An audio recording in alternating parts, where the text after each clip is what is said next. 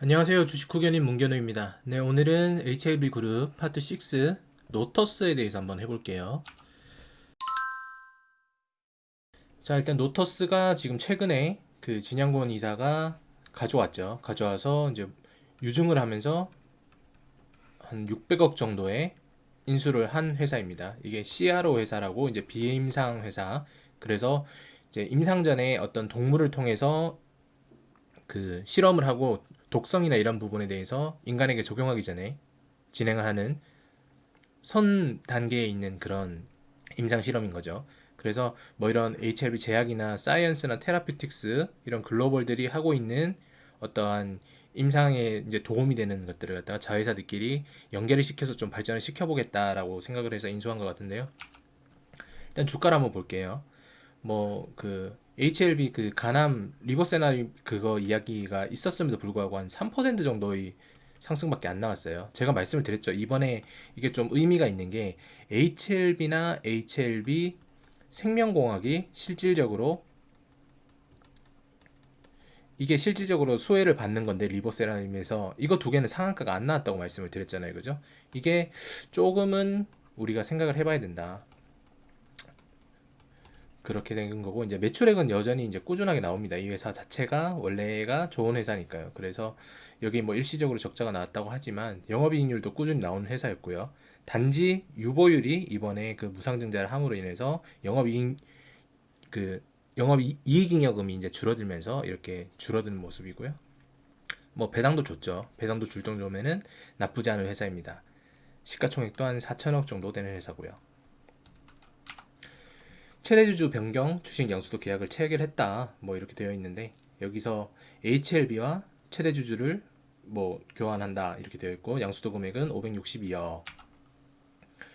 노터스를 562억에 HLB가 인수를 한다라고 되어 있는데 지분이 18%밖에 안 돼요. 18.37%밖에 안 된다는 얘기는 겨우 그냥 경영권을 갖다가 가지고 있는다는 거죠. 그래서 뭐 경쟁자가 나올 경우에는 향후에는 경영권 방어도 해야 되는 그런 입장에 있습니다. 그리고 유통주식수가 72%를 넘어가기 때문에 이거는 이제 주가의 등락률이 상당히 높죠. 82%네요. 높다. 왜냐하면은 기본적으로 경영권의 방어가 될 수 있는 그런 고정되어 있는 주식 수가 얼마 안 되기 때문에 자, 비임상이랑 뭐 발굴하는 신약 후보를 대상으로 이제 동물 대상으로 부작용이나 이런 걸 한다라고 되어 있고요. 그다음에 생명과학이 개발 중인 항암신약 리보세라닙을 이제 동물 항암제로 한다고 얘기를 해요. 아직 인간이 끝나지도 않았는데 이거를 갖다가 다시 한번 동물까지 한번 적용을 시켜보겠다고 하는 꿈도 좀 이렇게 야무진 그런 거죠. 인수구조는 복잡하게 얽혀 있다. 뭐 이렇게 되어 있고요. 그죠? 주당 4만 원에 562억 원의 양수를 했다. 그다음 뭐 이런 식으로 두 명의 이제 지분율은 감소가 되고 그다음에 HLB는 이제 한 18% 정도 되는 거고 이 두 사람 것까지 합치면은 그래도 경영권 방어는 어느 정도 되겠네요. 어쨌든 전체적인 유통 주식 수는 82%가 아니라 한 50% 정도로 감소를 하겠죠. 자, 근데 이게 현금 142억과 420억 규모의 BW로 발행한다라고 되어 있잖아요. 그죠? 인수 결정 하루 뒤에 1000억 규모의 BW를 결정했다. 이렇게 되어 있고 타법인 증권 취득에 700억 원. 그죠? 이렇게 되어 있는데 700억 원에서 562억만 썼잖아요. 그러면 이게 38억 정도는 어디에 또 다른 데 갔겠죠. 그리고 여기 보시면 546억 원 규모의 1차 전환사채 대상이 노마드 2호 조합이다 라고 되어 있고 노마드 2호 조합은 HLB 생명과학이 최대주주다. 그죠? HLB 테라퓨틱스도 또 가지고 있다. 항상 그렇죠. 얘들은 보면은 어떤 회사를 갖다가 HLB가 인수를 하게 되면은 그 인수를 하는 주체가 보면은 항상 자회사들이 끼어 있어요. 자회사들이. 그러니까 어떻게 보면 여기 노터스를 갖다가 인수를 한다고 했는데 여기 있는 애들이 또 최대주주인 투자조합 회사 그리고 이 노마드를 101억 원 정도에 샀는데 결론적으로 봤을 때는 뭐 이게 좀 다르게 또 뻑티가 되는 거죠. 노터스를 통해서 뭐 이제 개발방을 인수한다. 이거는 뭐 그럴 수 있다고 생각하고요. 펫, 뭐 반려동물 이런 시장은 상당히 좋은 거니까 이런 부분은 좀 긍정적으로 생각을 할 수 있다고 생각합니다. 그리고 뭐 이런 거는 사실 뭐 잘 모르겠어요. 반려견 유선암 치료제 이런 거 HLB 생명과학. 자, 리보세라림에 대해서 조금 더 한번 볼게요. HLB를 설명드리면서 조금 이 부분이 취약했던 것 같아요. 제가 이제 추가적으로 그 넣어야 될 부분도 있는 것 같고, 자, 리보세라민의 원개발사인 미국 어드벤첸 연구소와 리보세라민에 대한 중국에 대한 글로벌 권리를 인수하는 계약을 갖다가 20년 7월 29일에 설정을 했어요. 근데 이게 완벽하게 완료가 되었다는 내용은 아직까지 없습니다. 합의가 이미 완료됐음에도 뭐 코비드 영향으로 승인되어야 할 부분이 다시 다소 지연되고 있다 이렇게 되어 있고, 여기서 끝이에요. 자, 글로벌 권리를 인수를 하는데 어드벤첸, 여기가 폴첸 대표, 뭐 중국 계열이겠죠. Y 뭐 이거를 갖다 특허를 취득을 했는데, 이게 2004년에 항서제약에게 중국 내입 판권을 양도를 했어요. 그러니까 항서제약이 원래는 리보세라믹에 대해서 중국 판권을 가지고 있는 거죠. 중국 판권. 여기에 나오는 뭐 로열티나 이런 것도 다 얘들이 가져갔을 거예요. 그렇지만 뭐 그 엘레바, 그러니까 지금 보시면 이 엘레바라는 거, 제가 어저께 말씀을 드렸는데 이게 HLB USA의 현재 이름이에요. 사명을 변경한 거. 그래서 뭐 중국 외의 글로벌 판권을 양도를 했다 이렇게 되어 있고, 뭐 위암 치료제라고 이렇게 되어 있죠. 그 다음에 넘어가서 항서제약의 성과, 뭐 아파티닙 매출은 점점 늘어나고 있다 이게 되어 있는데, 이게 시판이 되는 거지 실질적으로는 뭐 공신력 같은 건 없는 거예요. 그러니까 중국 내에서는 판매가 되고 있는 건데, 이게 FDA에서 뭐 어떤 걸 갖다가 하질 않았으니까 중국 외에는 크게 의미가 없는 겁니다. 뭐 유럽에서 팔릴 일도 없겠죠. 미국에서는 팔리려면 FDA를 통해야 되는 거니까요. 그죠? 여기 보시면 이거는 위암입니다. 위암. 우리가 알고 있는 간암이 아니에요. 간암이 아니다. 자, 그리고 뭐 리보세라믹의 원개발사인 뭐 어드벤첸 연구소를 통해서 뭐 글로벌 권리를 인수를 하고, 그 다음에 뭐 중국 내에 로열티를 받고 있는 부분을 갖다가 다시 HLB가 가져오게 됐다. 그래서 HLB는 현재 캐시카우와 미리 캐시카우를 동시에 확보를 하였다 이렇게 되어 있는데, 실질적으로 여기서 1년 로열티가 발생하는 게 한 30억 조금 넘어요. 30억 조금.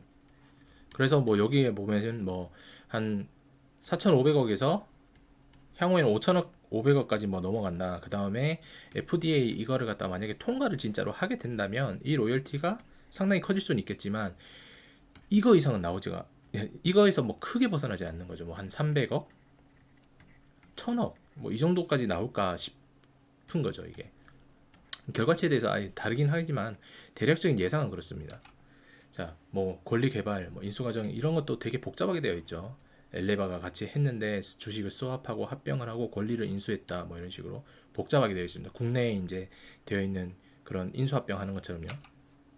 엘레바에 대해서 좀 봤더니 엘레바 테리피스는 지금 자본 잠식 상태예요. 거의 보면은 자산이 부채보다 훨씬 더 못 미치죠. 그리고 당기 순손실이 보시면은 거의 390억씩 이렇게 나고 있는 회사입니다. 뭐 바이오들이 다 그렇죠. 바이오가 다 그렇긴 한데, 이게 20년 동안 이렇게 누적이 되었다는 거는 상당히 좀 심각하죠. 한 번에 뭔가를 터트린다고 하더라도 문제가 되는 건 맞을 겁니다. 그리고 여기 보시면 뭐 634억 그 전년도에는 또 손실이 있는 거고, 이런 부분을 갖다가 계속 이제 HLB가 끌고 가야 되는 부분인 거죠. 보시면 엘레바야 테라피utics에다가 이제 그 스톡 옵션을 갖다 준 게 많아요. 스톡 옵션. 근데 지금 보시면은 뭐 행사 가격이 거의 3,000원대, 만 원이 안 됩니다. 10달러가 안 되니까. 여기 뭐 10달러 되면 한 13,000원 정도 되겠죠. 이렇게 많이 주는 거예요. 이렇게 많이. 스톡 옵션을 주고 거기에 대해서 무슨 뭐 승인을 받을 경우에는 이런 부분에 해주겠다라고 얘기가 나오는 거고, 지금 이미 여기서는 행사를 했죠. 그죠? 행사를 하고 차익도 상당히 많이 발생했을 거라고 봅니다. 자, HLB는 이미 이거에 대해서 가치평가에 대해서 불확실성을 갖다가 반영을 하고 있는 거예요. 보면은 그 엘레바가 진행을 했었을 때 19년도에 위암에 대해서 NDA 미팅 이거 약간 좀 모자라가지고 주가가 이제 HLB가 확 떨어졌죠.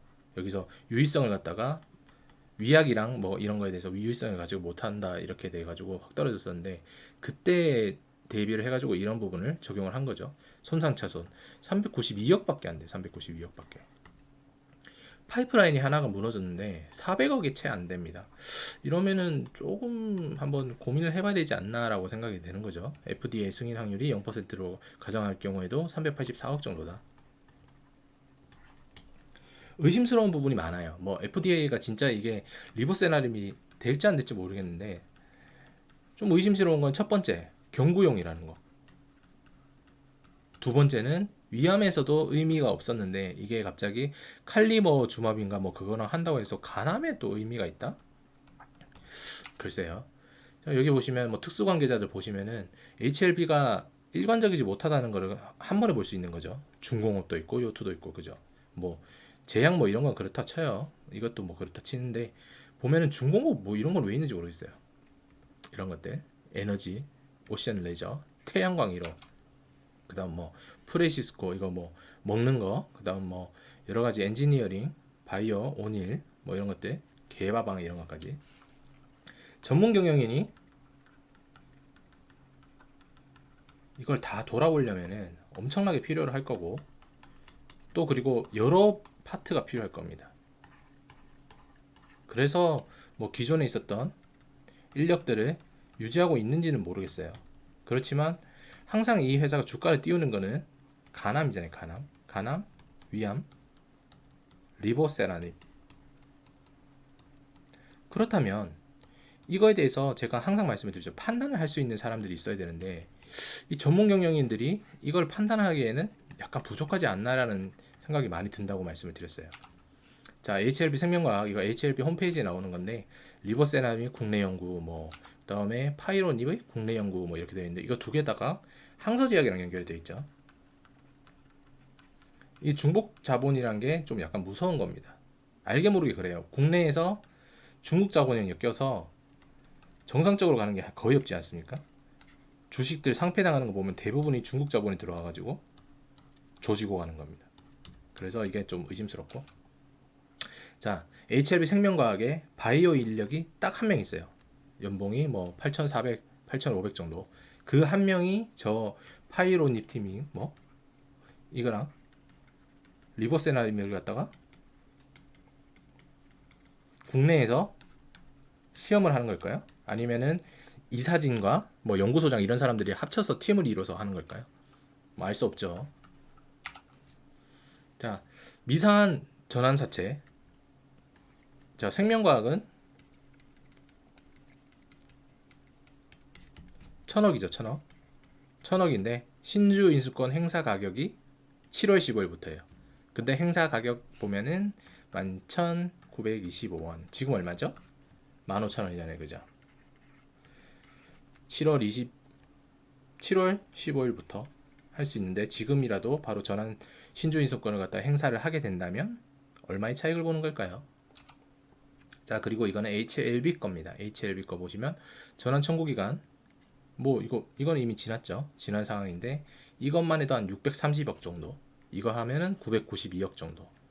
신주 행수권 기간 뭐 이것도 10월 20일부터 할 수 있네요. 얼마 안 남았죠. 행사 가액은 HLB 같은 경우에는 35,000 얼마. 지금 보시면 5만 얼마대잖아요. 다 이렇게 가는 거예요. 그런데 중요한 게 뭐냐면 이런 것들 특히나 이 위에 있는 거 이거 같은 경우에는 구주주예요. 구주주나 그 다음에 일반 공모 이렇게 가는 건데 구주주와 일반 공모 누가 있을까요? HLB도 분명히 있겠죠. 그죠? 이런 게 어디 있습니까? HLB도 분명히 여기에다가 참여를 했을 건데 그죠? 참여를 했을 거고 관련된 사람들 참여를 많이 했겠죠. 그리고 유상증자나 이런 것들도 옛날부터 많이 하지 않았습니까? 그런 거 전환해서 이제 팔아놓기만 해도 차익이 엄청나게 발생을 하는 거죠. 사실 뭐 리보세나림이 되면은 더 대박인 거고 안 돼도 이런 부분에서 왔다 갔다 하면서 수익을 많이 낼 수 있겠죠. 차트 한번 보면서 이야기할게요.